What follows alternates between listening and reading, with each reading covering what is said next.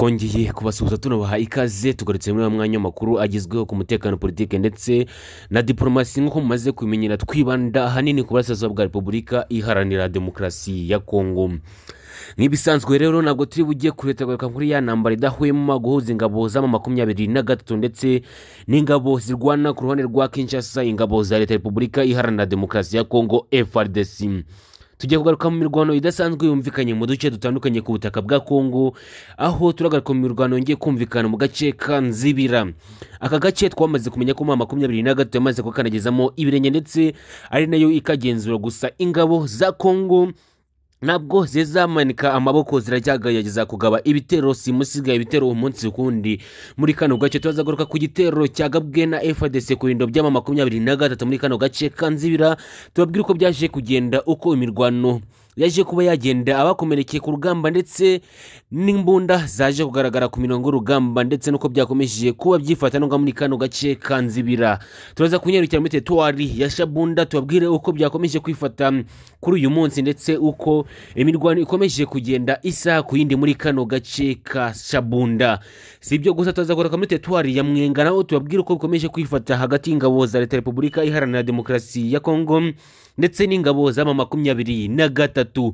Nanone kandi turaza kunyarukira Uvira tubabwire ibyo Wazalendo zaje guhura navyo ubwo zageragezaga kwitambika ingabo za M23 hano ngaha mu mujyi wa Uvira. Ni intambara itoroshye cyane, n'urugamba rwaje kugaragaramo amasasu menshi cyane ndetse n'induru ikabije cyane muri kano gace ka Uvira. Ese byagenze bite? Urugamba rwatangiye rute? Byose ni mugiye kureta bifite hano ngaha 5-5. Turaza kunyarukira muri teritwari ya Masisi turebere hamwe uko imirwano yagenze kuri uyu munsi, dore ko naho haje kumvikana isasu ndetse n'umuriro byabaye vumbi na jesha no ngamu teritwari ya Masisi. Nyaboneka ni mugiye kuri nko mwabyumvishe, tubafitiye inkuru ndetse na update zikomeye cyane ku mirongo y'imbere ku rugamba ku butaka bwa Repubulika Iharanira Demokarasi ya Kongo. Tubibutsa mwe mubanye natwe bwa mbere kureba hasi gato video mugakanda handitse like, subscribe ndetse mugakanda no kunzanye kujya mubona update z'amakuru agezweho ako kanya, ndetse mwibuka gukanda kunzogera kugira mujye muhita mubona notification buri ko dushizeho inkuru. Tudatinze reka twinjire mu makuru yacu ku buryo urambuye, dore mu rugamba rudasanzwe rwumvikanye mu gace ka Nzibira. Nkuko mwabyumvise mu minsi yatambutse hano ngaha Nzibira habera urugamba toroshye rwakomeje guhuza ingabo za M23 ndetse n'ihuriro ry'ingabo zirwana ku ruhande rwa Kinshasa, harimo abasirikare b'igisirikare cya Repubulika Iharanira Demokarasi ya Kongo n'ingabo z'igihugu cy'u Burundi. N'urugamba terworoshye cyane, dore ko byaje kurangira aka gace kigaruwe n'ingabo za M23 bahirukana ikitwa umusirikare wa Repubulika Iharanira Demokarasi ya Kongo ndetse n'umusirikare w'Umurundi. Kuri uyu munsi wongeye kumvikana igitero kidasanzwe nyuma yuko M23 yarituje yibereye mu bindo bya hano muri kano gace ka Nzibira ku bushotanyi bukabije cyane bw'ingabo za Leta Repubulika Iharanira Demokarasi ya Kongo. Bagerageje kugaba igitero ku bindo bya M23 ngo barebe ko bakwisubiza aka gace ka Nzibira, dore ko ari agace gakungahaye ku mabuye y'agaciro kari munsi ya Bukavu. Gusa nibyigeze bibahirira, dore ko M23 ngihora yiteguye umwanzi, dore ko yamaze kumenyera ko Kisekedi n'abambari batajya bemera ko bamaze gutsindwa mu duce M23 igenzura bagerageza buri munsi kugaba ibitero bitajya bibahira habe namba. Mu kugerageza kugaba ibitero ku birindo bya M23 bakubiswe n'inkuba, dore ko M23 bakirije amakompa ndetse n'amasasu menshi cyane, basubira inyuma birukanka bakizwa n'amaguru. Gusa amakuru atugeraho abagera mu 8 bamaze gupfira muri iyi mirwano ku ruhande rw'ingabo za Leta Repubulika Iharanira Demokarasi ya Kongo ndetse n'abagera kuri 12 bamaze gukomerekera muri iyi mirwano. N'urugamba rw'uruhereje rwumvikanyemo imbunda ziremeye ndetse n'urusaku rw'amasasu menshi cyane, dore ko ari urugamba rutafashe iminota myinshi cyane nk'uko amakuru atugeraho bivuga yuko urugamba rwamaze iminota itarenze 30 birangira abasirikare ba Kongo birukanse bakizwa n'amaguru, dore ko M23 yarikomeje kubamerera nabi cyane nunga muri kano gace kanzibira. Nyaboneka nkuko mumizi cyane M23 igeze kure yegera imijyi ikomeye cyane hano nga muri Sud Kivu, by'umwihariko ikomeje gusatira uyu mujyi wa Uvira.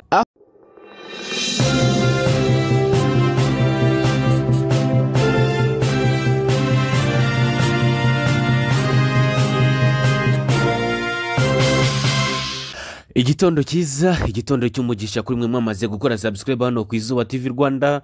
Tukaba tugarutse muri wa mwanya ukomeye cyane makuru agezweho ku mutekano politike ndetse na diplomasi. Nk'ibisanzwe rero amakuru yacu twibanda muri Burasirazuba bwa Repubulika Iharanira Demokarasi ya Kongo, muri ya ntambara idasanzwe idahwema guhuza ingabo za M23 ndetse n'ingabo zirwana ku ruhande rwa Kinshasa dukunze kwita coalition, dore ko ari ingabo nyinshi cyane, harimo ingabo z'igihugu cya Repubulika Iharanira Demokarasi ya Kongo FARDC, ingabo z'igihugu cy'u Burundi FDNB, inyeshyamba za FDLR abacancuro ndetse n'inyeshyamba za Wazalendo.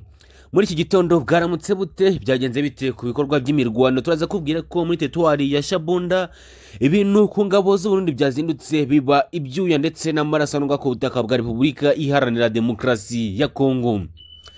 Ati se byagenze bite? N'igitero kidasanzwe, igitero gitunguranye kibasiye ingabo z'igihugu cy'u Burundi zezaragiye mu mashyamba no mu teritwari ya Shabunda. Barigize aba snipers ngaho bakikaga ko kwica mu biti ngari bwo bazavumbura ndetse bakareba ingabo za M23 bakazirasa bivuye inyuma ndetse bakazibuza kugaba igitero bigamije kwigarurira uduce dutandukanye mu teritwari ya Shabunda. Gusa ntago byaje kubahira, dore ko bagabyeho igitero gitunguranye cyane aho bebihishe hano mu biti muri teritwari ya Shabunda, bakabona isasu riza ribagwaho gusa ntibamenye iyo ruturuka ndetse baza kugwa muri imirwano idasanzwe, dore ko M23 igitero yabagabyeho gitunguranye cyane ndetse batari banakiteze, dore ko bibazi ko M23 itaramenya aho baheherereye. Twaje tukubwire neza uko imirwano ndetse nuko abarundi byakomeje kubagendekera muri teritwari ya Shabunda. Nanone kandi turaza gweka kuri special operation M23 yakoreye muri teritwari ya Uvira, n'imirwano idasanzwe izunditse no muri Uvira aho M23 yagabye igitero kirimbuzi. M23 yakanenga igomba gufata uyu mujyi wa Uvira ku bintu bwiza. N'imirwano yumvikanye hanini mu gace ka Kavimvira kuri wa mupaka uhuza igihugu cy'u Burundi ndetse n'igihugu cya Repubulika Iharanira Demokarasi ya Kongo aho bita Gatumba. N'imirwano ikomeye cyane aho M23 yabinjiriye ku buryo bw'ibanga ndetse irabashisha ku buryo bukomeye cyane aho bakoze patrouille y'umurongo muremure wagizwe n'abasirikare barenga 100. N'abasirikare bakoze umurongo muremure aho abimbere bambaye uniform y'igisirikare cya Repubulika Iharanira Demokarasi ya Kongo ya yindi y'abahibu Special Forces ya FARDC. Gusa turaje tukubwire neza uko byaje kugenda ndetse n'uburyo kibaje kwinjira umupaka wa hano ngaha Igatumba, bikarangira binjiye ku butaka bw'igihugu cy'u Burundi, bityo bahita bagaba igitero simusi, igitero kidasanzwe hano ngaha muri kano gace ka Kavimvira. Ese igitero cyatangiye gite? Abamaze kugwa muri imirwano bangana bate? Bose nimugiye kureba kuko dufite amakuru aturuka imbere ku mirongo y'urugamba no ngaha muri kano gace ka Kavimvira. None kandi muri aya makuru turazagugaruka ku magambo akomeye cyane yaje gutangazwa n'umukuru w'igihugu cy'u Rwanda His Excellency Paul Kagame, aho yatangaje agira ati iyo ugize ikibazo ku kubomberekana kw'ingunguru irimo ubusa nawe uba ufite ikibazo. N'amagambo akomeye cyane yatangaje abinyujije ku rukuta rwe rwa X nyuma y'amagambo yaramaze gutangazwa na mugenzi w'igihugu cya Repubulika Iharanira Demokarasi ya Kongo Perezida Bwana Felix Antoine Tshisekedi, nyuma y'amagambo yaramaze gutangaza mu nama idasanzwe yabereye i Burayi ya Global Gateway Forum. Twaje tukubwire neza aya magambo, impamvu nyamukuru Perezida Paul Kagame yatangaje nyuma y'ijambo Tshisekedi yaramaze gutangaza. Nanone kandi tuza kubwira ko Kamanyora M23 yakoresheje inama idasanzwe yahuje abaturage bo muri kano gace ndetse bari bishimiye ingabo za M23 ndetse bacura umugambi w'uburyo ki bagiye gufata umujyi wa Uvira mu gihe gito cyane no gutaka bwa Repubulika Iharanira Demokarasi ya Kongo. Uko mu byumva zimwe mu muzi cyane ku mutekano politiki ndetse na diplomasi cyane no gutaka bwa Repubulika Iharanira Demokarasi ya Kongo. Tubibutsa mwe mubanye natwe bwa mbere kureba hasi gato mugakanda like, subscribe ndetse mugakanda no kunzogeza mu twibanira 5 kuri 5 muri aya makuru ku buryo burambuye. Tudatinze reka twinjire mu makuru yacu ku buryo burambuye. Duhere muri Shabunda. Shabunda hongeye kubera agasha, imirwano idasanzwe yongeye kumvikana muri kano gace muri teritwari ya Shabunda. Abasirikare b'abarundi bagabweho igitero simusiga, igitero gitunguranye cyane nyuma y'uko bebihishe mu mashyamba no ngaha Shabunda mu biti batinya ko M23 yabavumba ndetse biteguye kuyihasha bakayisubiza inyuma, dore ko ngizaza itazi ko ngabasirikare b'abasnipers b'abarundi bamaze kujya mu biti hano nga mu mashyamba ya Shabunda, ndetse bakagabwaho igitero n'abasirikare b'abarundi gitunguranye cyane bagasubiza inyuma ingabo za M23.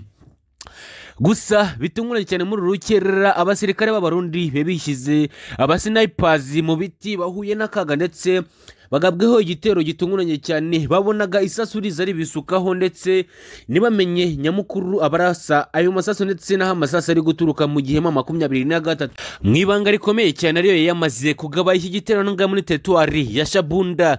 Byakomeje gutangaza ndetse no gutitiza abasirikare b'abarundi bakomeje kwibaza uburyo ki M23 yamenye ko ngo abarundi bafite abasnipers nga muri amashamba yo muri Shabunda, bakaba bagabye iki gitero simusigano ngaha ku ngabo z'igihugu cy'u Burundi. Gusa ngo ibikorwa by'ubutasi bidasanzwe ingabo za M23 zibitseho nibyo bikomeje guhamura ubutegetsi bwa Kinshasa ndetse n'ingabo z'abarundi, dore ko ngo ibitero bagaba byose babitunganya no ku butaka bwa Repubulika Iharanira Demokarasi ya Kongo. Tudatinze reka dukomereze amakuru yacu muri special operation M23 yakoreye muri teritwari ya Uvira. N'imirwano idasanzwe izindutse ishakiranye ingabo za M23 ndetse n'ihuriro ry'ingabo zirwana ku ruhande rwa Kinshasa. N'igitero kirimbuzi kigomba gusiga ngo M23 yigaruriye uyu mujyi wa Uvira. N'imirwano yatangiriye aho bita Kavimvira neza Gatumba hariye ku mupaka uhuza igihugu cya Repubulika Iharanira Demokarasi ya Kongo ndetse n'igihugu cy'u Burundi, aho haje kugaragara umurongo muremure w'abasirikare barenga ijana baturutse mu misozi ya Kafunwa, kakaba ari agace M23 yarayigaruriye mu ijoro ryatamutse mu mirwano idasanzwe yahabereye muri kano gace, bikarangira M23 yigaruye kano gace. Ngaba basirikare bazindutse basatira uyu mupaka wa Gatumba, ndetse n'umupaka ugaragara abasirikare benshi b'abarundi ndetse n'inyeshyamba za Wazalendo. Igitangaje nuko muri uyu murongo abe bari imbere bambaye uniform y'igisirikare cya Repubulika Iharanira Demokarasi ya Kongo, yayindi yambarwa n'aba special forces b'abahibu b'igisirikare cya Kongo FARDC.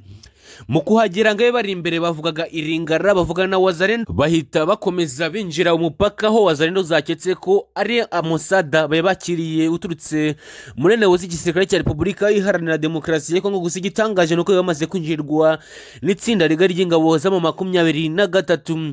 Bidatinze iminota 10 abo basirikare kimura gutambuka urugamba rwa serutangiraho amasaso yose yumvikana, bahita barasa ku basirikare ndetse n'inyeshyamba za Wazalendo baherera no kuri uyu mupaka wa Gatumba. Tuvugana umubare muri no basirikare b'igihugu cy'u Burundi bamaze kugwa muri imirwano, aho abarirwa ku 9 b'abacancuro bamaze kugwa muri imirwano, ndetse n'abajya kuri 27 b'abasirikare b'abarundi nabo bamaze kwikirwa muri iki gitero kidasanzwe cyagabwe n'izi ngabo za M23 zabinjiriye mu buryo bw'ibanga. Ndetse ngo n'abagera kuri 32 b'inyeshyamba za Wazalendo nabo bamaze kugwa hano nga muri imirwano yabera no Kavimvira, n'indi tsinda rigari ry'ingabo za M23 zimaze kubinjira muri rukerera ku buryo bw'ibanga. None kandi reka dukomereze amakuru yacu mu nama idasanzwe. Inama M23 yakoranyije no nga mu gace ka Kamanyora, ni inama yaganirijemo abaturage muri kano gace, aho byagaragaye ko abaturage bishimiye ingabo za M23 mu by'ukuri kuba zafashe kano gace ka Kamanyora. Gusa muri inama igitangaje nuko barebeye hamwe uburyo ki bagiye gufata uyu mujyi wa Uvira ku buryo byeruye ndetse vuba na bwango, dore ko abaturage ari bo babisabye ingabo za M23 ngo kugira vuba na bwango gafata uyu mujyi wa Uvira, dore ko ngo byakorohereza abaturage bano nga Kamanyora, ngo dore ko bakomeza ibikorwa byabo bya buri munsi, ndetse by'umwihariko ngo ibikorwa by'ubuhahirane hagati ya Kamanyora ndetse n'uyu mujyi wa Uvira. Tudatinze reka dukomereze ku ijambo ndetse amagambo akomeye cyane yashye gutangazwa n'umukuru w'igihugu cy'u Rwanda His Excellency Paul Kagame, akaba ari amagambo yagize ati: iyo ugize ikibazo ko kubomberekana kw'ingunguru iri mu busa nawe busanzwe ufite ikibazo. Akaba ari amagambo anyujije ku rukuta rwe rwa X, aho mugenzi we Repubulika Iharanira Demokarasi ya Kongo bwana Felix Antoine Tshisekedi yaramaze gutangaza amagambo mu nama idasanzwe ya Global Gateway Forum yabereye i Burayi, ubwo Tshisekedi yatangaje ko ngo perezida w'igihugu cy'u Rwanda ndetse na perezida wa Repubulika Iharanira Demokarasi ya Kongo ari bo ngo bafite intambwe ikomeye cyane, ndetse ari nabo bafite uruhare rukomeye cyane mu gukemura ibibazo bikomeza kumvikana ku butaka bwa Kongo, cyangwa se ibibazo Kongo ifitanye n'igihugu cy'u Rwanda. Mu magambo Tshisekedi yatangaje yasaga nk'uwerekana ko perezida w'igihugu cy'u Rwanda wanze ko ibihugu byombi bigarura amahoro ndetse bikagarura umubano bakabana neza mu mahoro. Gusa muri aya magambo perezida w'igihugu cy'u Rwanda yatangaje yababajwe n'ukuntu perezida Felix Antoine Tshisekedi yakomeje kwiyerekana neza ndetse agaragaza ko perezida w'igihugu cy'u Rwanda ariwe wanze amahoro imbere y'isi yose, byaje kubabaza ubutegetsi bw'igihugu cy'u Rwanda, dore ko Tshisekedi buri gihe ariwe wica iby'amasezerano akomeza kumvikana hagati y'impande zombi kugira amahoro n'umutekano bigaruke hagati y'ibihugu byombi. Nanone kandi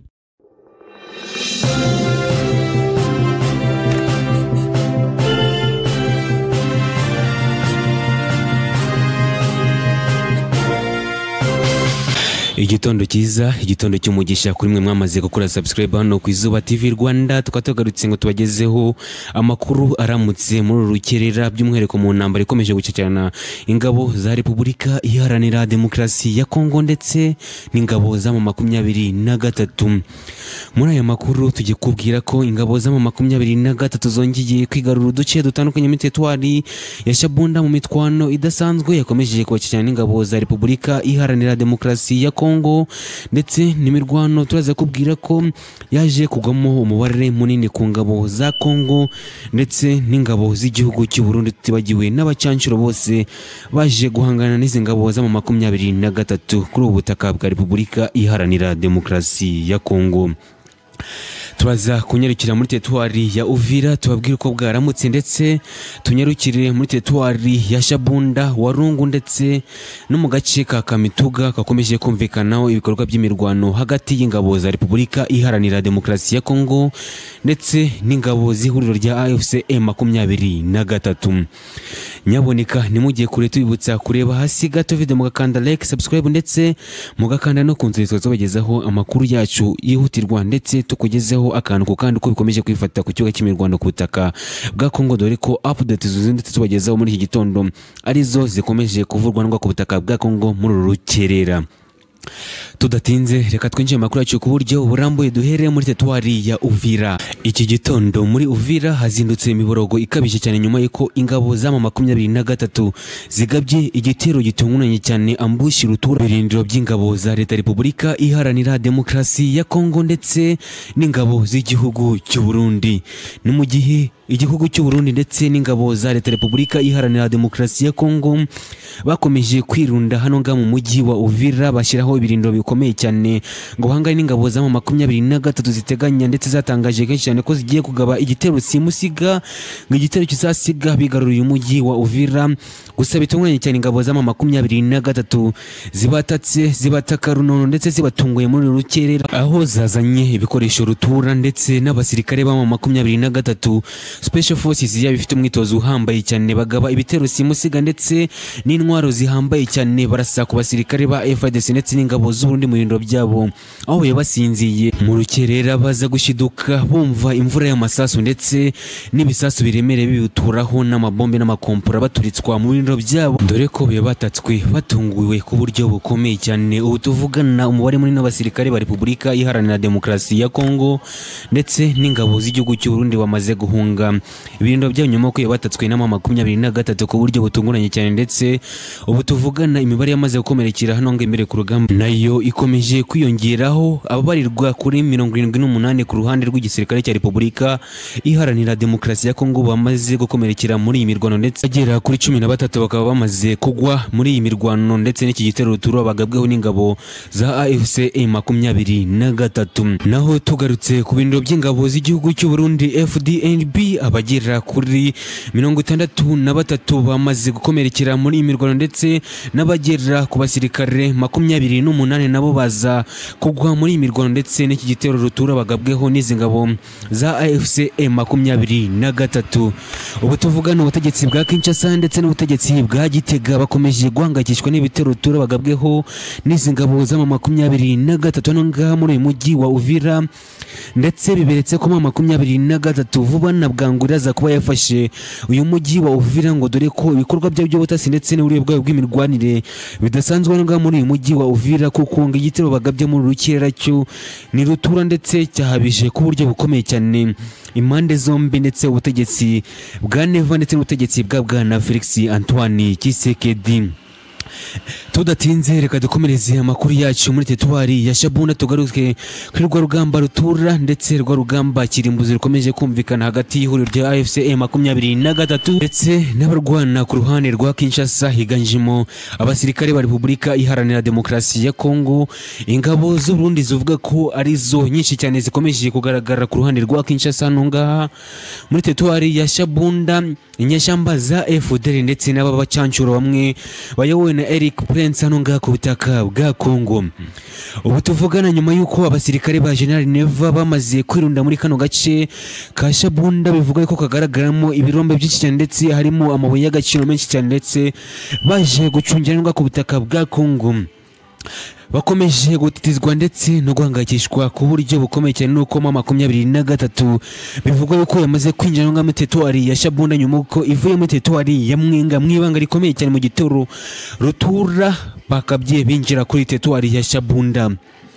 Nyuma yuko hongeye ndetse hagabwe kenshi cyane ndetse hakomeza kumvikana ibitero rutura ndetse amagambo avuga ko M23 yapanze urugendo toshi cyane rwo kwinjira muri teritwari ya Shabunda ikabohoza utuduce dukomeye cyane ndetse ikaza kwigarurira by'umwihariko ndetse yivuye inyuma ibirombe by'amabuye y'agaciro bikomeje kugaragara no muri teritwari ya Shabunda birinzwe cyane n'ingabo z'igihugu cy'u Burundi. Abagabo ba General Neva byeruye ndetse ku mugaragaro byarangiyemo M23 yatangaje ko yamaze kwinjira mu mujyi ndetse no muri teritwari ya Shabunda. Bivuga ko mu minsi mike aka gace karaba kamaze kubatombe ndetse utu duce tukomeje kurindwa ku buryo bukomeye cyane, yaza kuba yatwigaruriye nyuma y'uko ngo yamaze kuhageza abasirikare bakomeye cyane bayi bafite umwitozo uhambaye cyane Special Forces za AFC M23 ndetse n'ibitwaro byayo rutura, higanjemo ibyagiye yaka ihuriro ry'ingabo za leta ya Kongo